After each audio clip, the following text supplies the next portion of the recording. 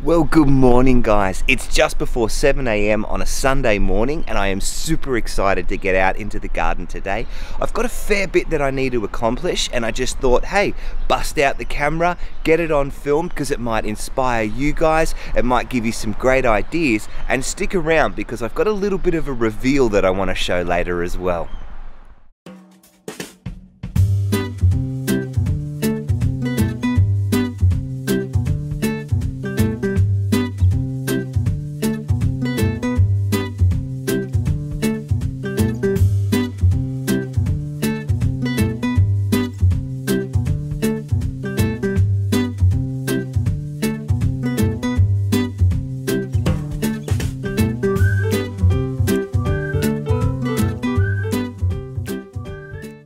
Okay, so let's get into it. There's a lot we need to get through today, and part of it is relocating my greenhouse. I am really happy with the results it's given me so far, but as I said earlier, there's something I wanted to reveal, and that's why this greenhouse has to move. Actually, you know what? I'm really excited about this. I bought a brand new greenhouse. It's 3 meters by 3 meters. It stands almost 2 meters up in the air. It is going to be a fantastic new location for me to film in, for me to grow new fruits and vegetables and everything that I've wanted to grow. Now look, it is summer, I realize that, or sorry, it's coming into summer. So why did I buy it now? The answer's pretty simple. I just wanted to keep the grubs and the butterflies off my fruits and vegetables. I've already noticed that with everything turning warmer, they're all over my plants and I'm constantly picking them off, and I do not want to go through an entire season where all I do is pick off caterpillars from my fruits and vegetables. So it does have a rather large opening at the back and at the front to allow for ventilation, and I'm hoping that it will just keep those little pests away. Well, now that that's out of the way, guys, let's have a quick look at the seedlings that I've been taking out of my old greenhouse.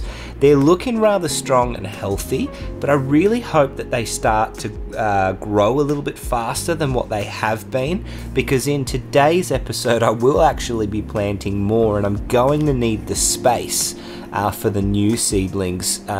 So obviously we'll be relocating these into the new big greenhouse and planting some more later on in the video. So with the seedlings taken care of, it's on to project number 2 in the greenhouse.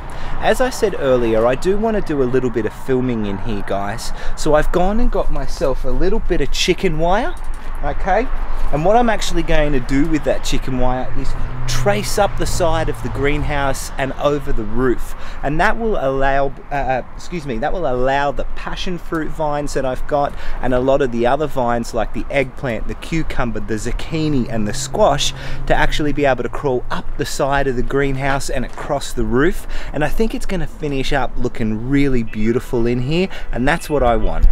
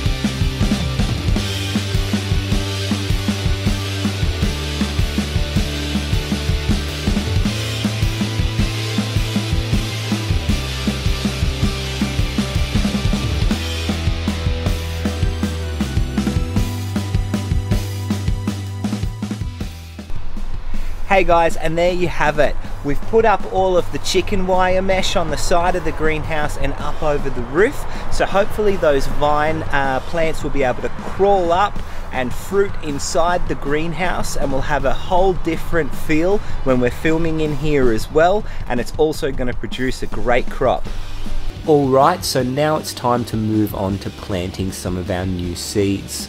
Today I will be putting into the ground some climbing beans, some dwarf beans, cucumber, spring onion, iceberg lettuce and eggplant.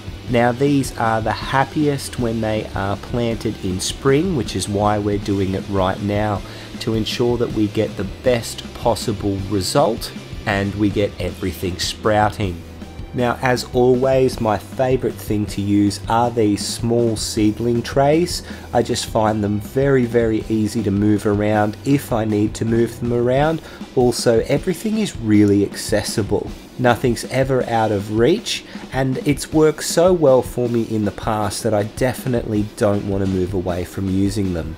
Alright, so the first thing I'll be putting in are these beans, guys. I'm really excited about these. They do climb. So obviously I'll be utilizing the trellis that I made up the side of the greenhouse to get these guys the best sunlight and result. So you've seen me plant seeds before, so I'm not going to spend too much time focusing on this. I just wanted to let you know what we're doing today in the garden, and this is one of those things. So before I can call it a day, there's one last thing I need to do, and I've needed to wait until late afternoon in order to be able to do that. The veggie patch that I have in the ground around the corner is just getting absolutely smashed by snails. Now I really wanted to try and do this all organically, but unfortunately the cabbage that I have around there is just looking terrible. It really needs some TLC, and the only way that I'm going to be able to do that is I've got to get rid of the snails, guys. So the reason why you need to wait until the afternoon is they go into hiding during the day, and especially when we've had a spring day like today where it was 30-31 degrees, they will not be out and about. So as the day starts to cool, I'm going to go sprinkle this around the outside of the veggie patch that I have around the corner, and I'm just going to give it a nice little water to encourage the snails to come out. They will eat this, and yes guys, they will die. I apologize if that offends anybody, but I'm working to produce a crop. I'm going to eat this, and I cannot have it destroyed by little critters. So unfortunately I do need to eliminate them and take them out of this scenario.